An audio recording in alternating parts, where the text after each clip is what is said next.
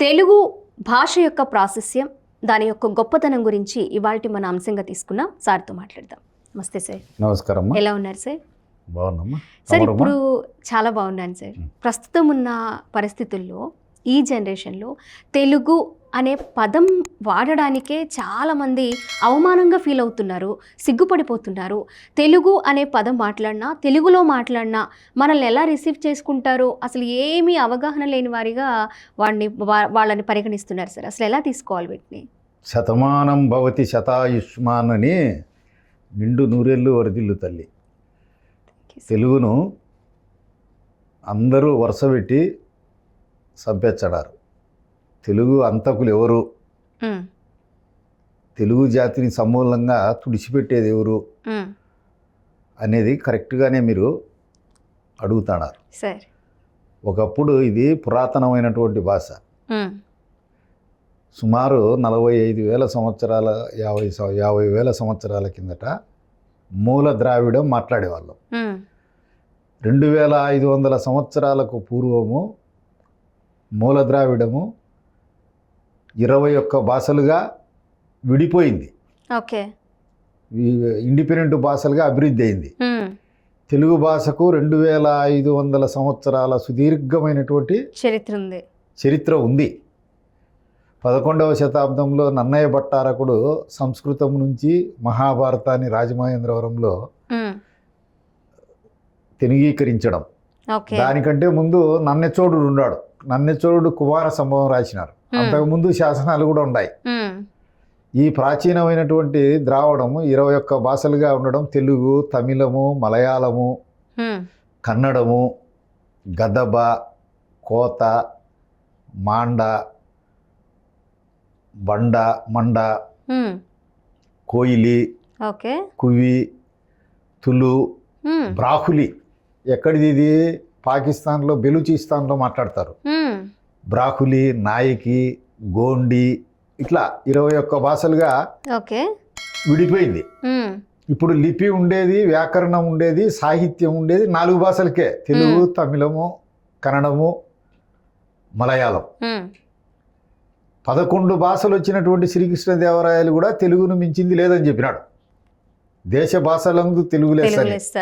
తెలుగు దేలయన్న దేశంబు తెలుగేను, తెలుగు వల్లబుండ తెలుగు ఒకండ ఎల్ల నృపులు గొలువ నిరగవే భాషాడి, దేశ భాషలందు తెలుగు లెస్స అని తాను శ్రీకాకుళ మహానంద్ర విష్ణు ఉన్నాడు కదా ఇక్కడే, ఆయన దేవాలయం దగ్గర విశ్రమించినప్పుడు కలలో ఆయన కనపడి చెప్పిన పద్యం అది. ఆముక్త మాల్యదలో వస్తుంది. ఆయనకు 11 భాషల్లో పండిత ప్రకాండుడు ఆయన మాతృభాష తులు. తులు కూడా ఈ ద్రావిడ భాష కుటుంబంలో ఒకటి. ఆయన తెలుగునే మెచ్చుకున్నాడు. తమిళ కవి సుబ్రహ్మణ్య భారతి కూడా సుందర తెలుగుని అరవంలో పద్యం చెప్పినాడు, దీన్ని మించింది లేదని. ఇంత అపారమైనటువంటి సాహిత్యము ఉంది. ఈ ప్రపంచంలో అజంతా భాషలు 2. ఒకటి ఇటాలియన్ భాష, 2 తెలుగు. ఇది ప్రపంచమంతా ఒప్పుకునింది. ఇటాలియన్ భాషలోను ఇది హల్లులతో అంతమయ్యేది 2 భాషలే. మిగతా దాంట్లో ఏ దాంట్లో లేదు. తెలుగు మాట్లాడుతుంటే కూడా శ్రావ్యంగా పాట బానిట్టు అనిపిస్తుంది. ఇంత పద్యము, ఇంత గద్యము, ఇంత వచన కవిత్వము, ఇంత ఇంపుగా కీర్తనలు ఏ దాంట్లో కూడా రావు. అవును సార్. ఇప్పుడు తెలుగు అంటే ఇంగ్లీష్ మాట్లాడేస్తారు, అచ్చమైన తెలుగు మాట్లాడడం కూడా చాలా మందికి రాదు కదా సార్. పదాలు. అవును. ఇప్పుడు ప్రస్తుతం ఉన్న జనరేషన్స్ పిల్లల్ని చూస్తే తెలుగులో ఒక పదం చదవడం కానీ రాయడం కానీ వాళ్ళకు ఒక కష్టమైన పని అనమాట. అస్సలు రావట్లేదు వాళ్ళకి. అది ఏ రకంగా వాళ్ళ మీద ఫ్యూచర్లో ఏమైనా ప్రభావం పడే అవకాశాలు కానీ వాళ్ళు కోల్పోయే అంశం గురించి మనం మాట్లాడుకోవాలి సార్ ఖచ్చితంగా. అనంతమైనటువంటి సాహిత్య సంపద ఈరోజు తెలుగు జాతి కోల్పోతుంది. అవును సార్. క్రీస్తుకు పూర్వమే మన శాతవాహన చక్రవర్తులు యావత్ భారతదేశాన్ని పరిపాలించినారు. ఉజ్జయినిపై కూడా దండయాత్ర చేసి విక్రమార్కుని శకాన్ని అంతం చేసి శాలివాహన శకాన్ని స్థాపించినారు. ఇక్కడ మధ్యప్రదేశ్లో జబల్పూర్ వరకు భోపాల్ వరకు కొట్టుకుంటా పోయినారు. ఆ రోజు దేశమంతా వాళ్ళ కింద ఉండేది. 469 సంవత్సరాలు చిల్లర అమరావతి రాజధానిగా. రాజభాషగా ఆ రోజు ప్రాకృతం ఉన్నది. ప్రాకృతం, పాలీ భాషలు. వాడుక భాష అంతా తెలుగు. వాళ్ళు ఏం పొరపాటు చేసినారంటే మన వాళ్ళు రాజభాషగా దీన్ని చేసి ఉంటే దేశం యావత్తు మాట్లాడేది తెలుగు మాట్లాడేవాళ్ళు. అవును. బ్రిటిష్ కాలంలో కూడా ఆ కాలం నాటి నాణ్యాలు నోట్లు పరిశీలించండి. ఇంగ్లీషు తర్వాత ప్రతి నాణ్యం మీద తెలుగు అక్షరాలే ఉంటాయి, వేరే ఉండవు. మనకు స్వాతంత్రం వచ్చిన తర్వాత ఈ దేశంలో రాజభాషగా హిందీని పెట్టాలన్నా తెలుగును పెట్టాలన్నా అన్నప్పుడు 2 దాంట్లకు భాషలకు పోటీ పెట్టినారు ఏది రాజభాషగా ఉండాలని. హిందీ భాషతో పాటు సమానంగా ఓట్లు వచ్చాయి. తెలుగు కూడా. దానికి అధ్యక్షుడు ఎవరు? బాబు రాజేంద్ర ప్రసాద్. ఆయన ఏం చేసినాడంటే హిందీ వాడు కాబట్టి హిందీ భాష అభిమానంతో తన ఓటు హిందీకేసి ఒక్క ఓటుతో నెగ్గించినాడు. అది రాజభాష కావాల్సింది. ఇట్లా మధురమైన భాష ఈరోజు మాట్లాడడమే నామోషిగా భావిస్తున్నారు, సిగ్గుగా భావిస్తున్నారు. ఇప్పుడు ఐక్యరాజ్య సమితిలో మొత్తము 7,000 భాషల్లో ఇప్పటికే సుమారు 3,000 భాషలు చనిపోయినాయి. ఏ భాష అయినా ఎవరైనా 30% మాట్లాడకుండా పోతే అది అంతరించిపోయే జాబితాలో ఉంటుంది. ఇప్పుడు తెలుగు అదే పరిస్థితిలో ఉందంటారా? తెలుగు 22% మర్చిపోయినారు. ఇంకా 7% ఉంటే దగ్గరికి వచ్చినాం. తెలుగు ప్రజలంతా 70% మంది ఆంగ్ల భాషా వ్యామోహంలో ఉన్నారు. ఇతర భాషలు నేర్చుకోవద్దని ఏ ఒక్కరూ చెప్పరు. శ్రీకృష్ణదేవరాయలు తెలుగు మాట్లాడి తెలుగును వినాడు, 11 భాషలు వచ్చు ఆయన కంటతాగా. ఇప్పుడు తమిళులు ఉన్నారు, తెలుగు భాష అంత ప్రాచీనమైంది కాదు. వాళ్ళు చెప్పడం డప్పాలు కొడతారు. ఏం కొడతారు? మాది స్వయంభూ, ఈ భూమి పుట్టక ముందే మా తమిళ భాష పుట్టింది అంటారు. అందుకే మనకంటే ముందు వాళ్ళకే ప్రాచీన భాష హోదా వచ్చింది. ఈరోజు దేశంలో మొత్తం 11 భాషలకు ప్రాచీన భాష హోదా ఉంది. సంస్కృతము, ప్రాకృతము, పాలి, ఉర్దూ, తెలుగు, కన్నడము, మలయాళము, ఇవన్నీ ఈ మరాఠీ, ఒరియా భాషలకు. తెలుగు అంతరించిపోయే జాబితాలో ఉంది కాబట్టి ప్రతి ఒక్క పేరెంట్స్ ఈరోజు మీరు తెలుగు తల్లికి సంపే దాంట్లో హంతకులు కాకుండా తెలుగు భాషను కాపాడండి. ఈరోజు ప్రవాసాంధ్రులు లేనట్లయితే తెలుగు హతమారిపోయేది. తెలుగుదేశం పార్టీ లేకపోయినా తెలుగు భాష మీద పుట్టిన ఏకైక పార్టీ ఈ భారతదేశంలో తెలుగుదేశమే.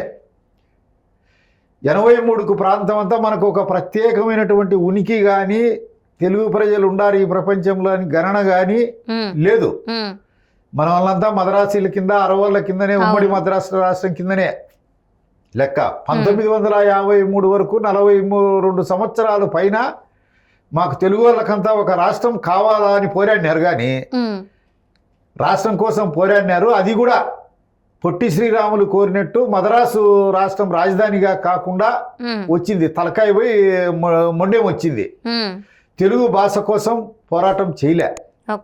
ప్రవాసాంధ్రులు లేకపోతే ఇది మరణశీయ మీద ఉంది.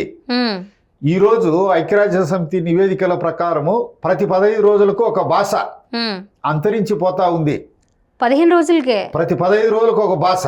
అవి ఎట్లా జరుగుతాయి? కరువులు వచ్చినప్పుడు, వరదలు వచ్చినప్పుడు ఇంకా భాష అంతరించిపోతుంది. ఆ కరువులో చనిపోవడమో, వరదల్లో కొట్టుకుపోవడమో, ఏదైనా బాంబింగ్ జరిగినప్పుడు ఇట్లా మొత్తం 80 భాషలు ఈ ప్రపంచంలో 92% మాట్లాడే భాషలుగా ఉన్నాయి.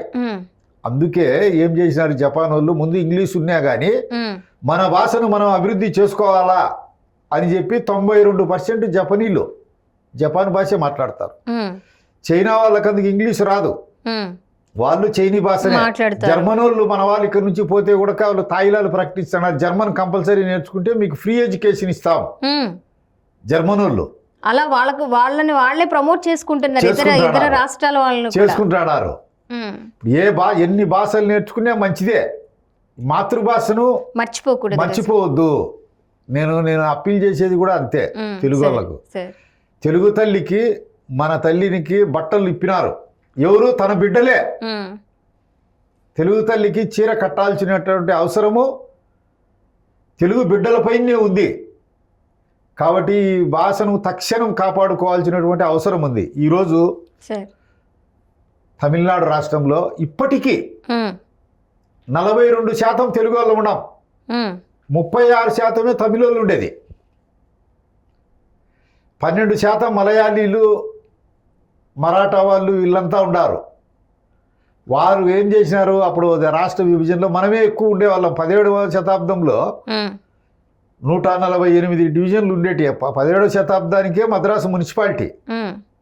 మన వాళ్ళు తెలుగు వాళ్ళే అంతా దానికి మేయర్ అయింది. 142 మంది మన వాళ్ళే ఉండేవాళ్ళు. వాళ్ళు ఏం చేసినారు, ఇంగ్లీష్ బాగా వచ్చి ఈ బ్రిటిష్ వాళ్ళకు విధేయులుగా ఉండి మనకి ఇంటి పేరుతో వస్తుంది, పేర్ల పార్థసారథి రెడ్డి, సన్నా పాపిరెడ్డి. వాళ్ళది అట్ట రాదు. పాపిరెడ్డి గారి పార్థసారథి రెడ్డిని జనాభా లెక్కల్లోకి ఎక్కించి తక్కువ శాతం ఉన్న అరవలుగా తయారు చేసుకున్నారు, ఎక్కువ జనాభా ఉన్నట్టు. దాని మీద మద్రాసు మీద మా తెలుగు వారిది అని చెప్పి ప్రకాశం పంతులు ఆంధ్రకేసరి ఆ రోజు పుస్తకం రాశాడు ఆంధ్రోద్యమంలో.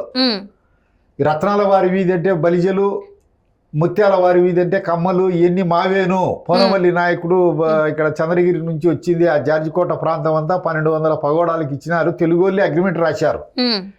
ఇంత సువిశాలమైనటువంటి చరిత్ర ఉండి తమిళనాడులో ఈరోజు 2,80,00,000 ఉన్నారు. మహారాష్ట్రలో 1,80,00,000 ఉన్నారు. కర్ణాటకలో కూడా 1,60,00,000 ఉన్నారు తెలుగు వాళ్ళు. ఆషామాషి కాదు. ప్రపంచంలో 24 కోట్ల పైబడి ఉన్నాం ఈ రోజుకు. హిందీని విడిగా, హిందీ అంతా ఒకటి కాదు.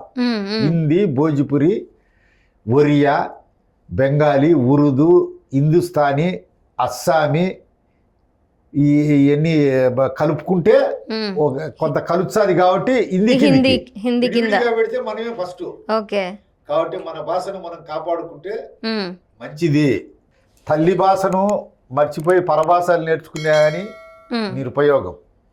తల్లి పాలంత శ్రేష్టం మిగతాయి కాదు.